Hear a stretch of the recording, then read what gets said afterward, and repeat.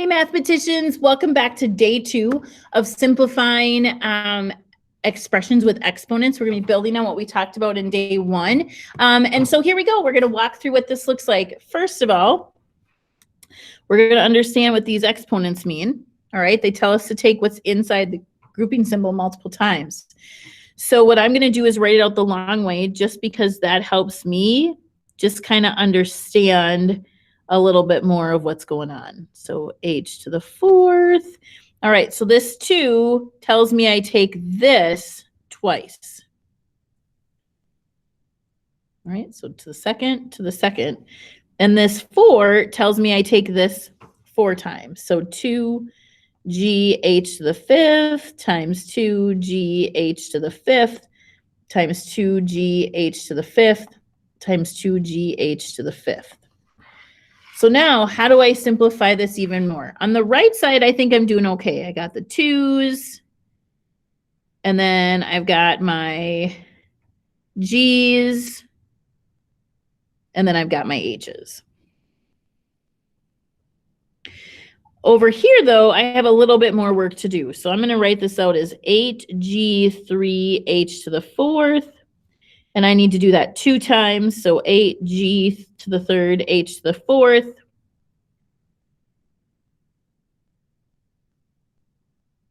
And then I've got it 2 more times. 8g to the 3rd, h to the 4th times 8g to the 3rd, h to the 4th.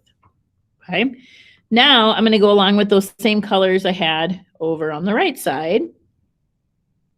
And as you're going through this, if you want to pause it so that you have enough time to write this all down, math is a participating sport. So I think it's important that you are writing things down as we go, especially in this new stage where we're learning it, right? So now I'm going to go with the pinks. I've got 8's and 2's. You know what? I'm going to write it as 8 to the 4th times 2 to the 4th. Now I could do 8 times 8 times 8 times 8 times 2 times 2 times 2 times 2, or I could leave it like this. The choice is yours. And then G, I've got 3, 6, 9, 12, 13, 14, 15, 16. So G to the 16th, and then H, 1, or to the 4th. So it'd be 4, 8, 12, 16, and then H to the 5th. So 21, 26, 31, 36. This is a whopper of a problem. It's a good one for you to practice on. It is not necessarily indicative of what you'll see on your assessment. We're not going to push you quite, with the limited time we have, we're not going to push quite that hard, but it is good for you to see what's coming up. So here is my answer. All right, let's go on to the next couple. Our whole goal is to simplify. So here we go. All right, again, let's get out that highlighting. I've got 4 and 8. I've got X and X. I've got Y and Y. And then I have Z. All right, so I'm highlighting what I have in common and going from there. So 4 times 8, that'll get me to 32. I have 5 X's and 9 X's, so that's 14 X's. 7 and 4 Y's, that's 7 plus 4 is 11. And then Z. And there's my answer. Okay. 4 squared squared. This 2 tells me to take this twice. So 4 squared times 4 squared. I have a total of 4 4s. 4 to the 4th. Let's take a look at this next one. This 2 tells me I need to take what's in the grouping symbol 2 times. So before I start highlighting, I want to make sure I get this times -3 m n to the 4th, m to the 5th, and n. All right, so I'm going to highlight -3 and -3. I have my m's, and then I have my n's. I really just think that highlighting helps what we're doing. So -3 times -3 is +9. M times m to the 5th is m to the 7th. And then n to the 4th, n to the 4th, and n would be n to the 9th. And there we go. There we go. All right, couple more, and then we'll be ready to work.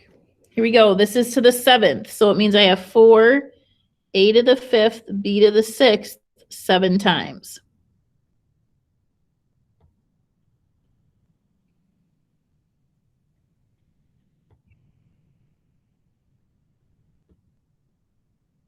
You know what? I'm going to put this next one underneath here.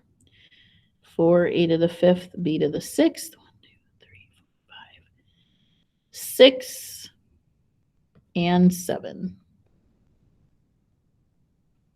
All right, so I've got my 4s. And then I'm going to have my a's. So what I'm doing is I'm writing them out and I'm highlighting everything that's in common. And some of you might have come up with a shorter way, and as long as you're getting the same answer each time, then that's okay to use too. We want to make sure we're staying on target with that. So I have 7 4s, so it's 4 to the 7th, with A's 5, 10, 15, 20, 25, 30, 35. So it's A to the 35th. And then for B's, 6, 12, 18, 24, 30, 36, 42. There's my answer. With this one, again, I want to get this written out 3 times first. So in essence, what I'm trying to do is get rid of the parentheses, right? So I'm going to write x squared y to the 4th z, then 3 squared x cubed y, 3 squared x cubed y, and then 3 squared x cubed y. All right, so I wrote it out 3 times. Now I highlight everything that's in common. X, X, X, X. And then Y, Y, Y, Y. Because I had to do it. Sorry. Z's, I only have 1. And then I've got 3 squared, 3 squared, 3 squared. So let's go through this. We always want to do our integers first. So we're going to take care of those 3's first. So 3, 2. 4, 6, x, 2, 5, 8, 11, 4, 5, 6, 7, and then z. There we go. All right. You know what? We're getting rid of this one. I'm sorry. We're just getting rid of it. We're not worrying about that one. So let's do this one. Here we go. So x cubed y to the 5th, x cubed y to the 5th, x cubed y to the 5th. So we look at each of these. There we go. So x cubed, that would be x9 because there's 3, 3, and 3. And then with y's, there's 5, 10, it would be 15. Right, so again, we're working on writing it in simplest form. Let's do one more here. I'm going to show you a Q problem, and then you're going to have time to work. So the 2 tells me I need to write all of this out twice. So 4x squared times x cubed y to the 4th squared. Now that squared tells me I have to write what's in the parentheses twice. Maybe I should have followed through and finished the problem first. Sorry, kiddos. There we go. Okay, so 4x squared times x cubed y to the 4th times x cubed y to the 4th times 4x squared times x cubed y to the 4th, x cubed y to the 4th. So I've got this here. I've got this twice. I have this here, and I've got this twice. All right, so I'm just double checking to make sure I have everything written down. Now I break out the highlighter. And I'm going to highlight everything that's in common. So it makes it a little clearer for me to see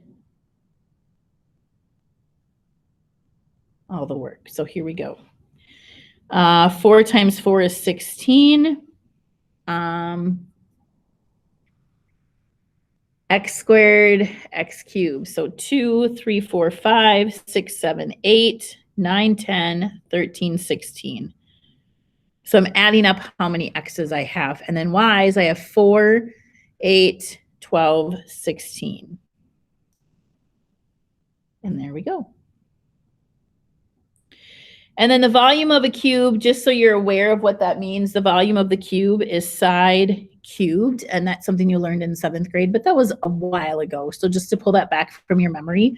And so if the side length is 2pq, we're going to put it to the 3rd power. So how I'm going to write that out is 2pq times 2pq times 2pq. So 2 times 2 times 2 is 8, p to the 3rd, q to the 3rd. And that's where we're going to end today. You have the rest of the time to work on the second worksheet. Talk to you later. Bye.